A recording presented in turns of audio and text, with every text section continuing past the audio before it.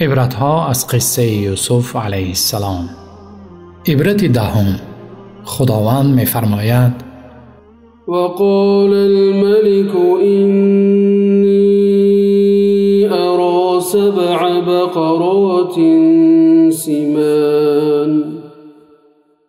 پادشاه گفت: من در خواب دیدم که 7 گاو لاغر 7 گاو فربه را می‌خورد. دوستان گرامی، خداوند کارساز چون خواست یوسف را از زندان بیرون سازد، به خواب پادشاه چنین یک خواب عجیب را آورد تا برای تعبیرش به یوسف معبر نیازمند شود و او را از زندان به قصر بیاورد. خداوند چون انجام کاری را بخواهد، سبب و وسیله های آن را فراهم می سازد. این چنین علم و دانش یوسف سبب رهایی او از زندان شد.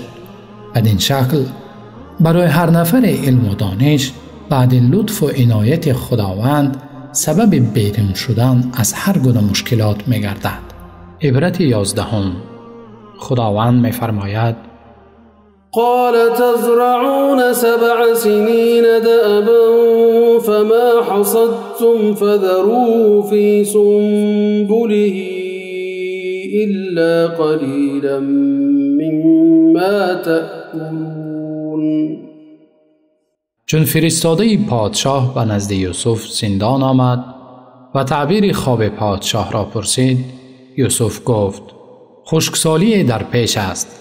باید 7 سال پیاپی کشت و کار جدی کنید و آنچه حاصل میگیرید به جز مقداری که برای خوردن جدا میکنید، باقی را در خوشه هایش ذخیره کنید. آزاد مردان حتی اگر ظلم دیده به تهمت زندانی شده باشند هم باز در فکر جامعه خود هستند. حتی از داخل زندان نیز به جامعه خود میخواهند خدمت و نیکی کنند. یوسف میتوانست شرط گذارد که تا مرا از بند زندان رها نکنید، خواب شما را تعبیر نمی کنم.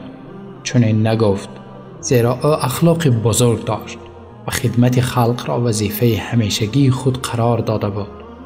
این چنین اگر شخص دانشمند و کاردان باشد، صرف نظر در کجا قرار دارد، مردم او را سراغ کرده یافته به کار دعوت می نمایند. عبرت 12. خداوند می فرماید: وقال الملك ائتوني به استخلصه لنفسي فلما كلمه قال إنك اليوم لدينا مكين أمين. و پادشاه گفت: او را نزد من بیاورید تا از شخصان خاص خود گردانم. هنگامی که پادشاه با یوسف صحبت کرد و عقل و درایت او را بدید، گفت: تو از این پس نزد ما صاحب مقام و منزلت و مورد اعتماد هستی. بله، شاهان عاقل و عادل همیشه در اطراف خود عالم و دانشمندان را جمع کرده با مشورت آنها تدبیر ملکشان را به راه می‌مانند. اما شاه شهوت پرست و خودخواه در اطرافش کسانی را جمع می‌کند که همیشه ظلم و بدکاری‌های او را تحسین گویند و از سیاست‌های فاسد او طرفداری کنند. هنگامی که با یوسف سخن گفت، از عقل و خرد او آگاه شد.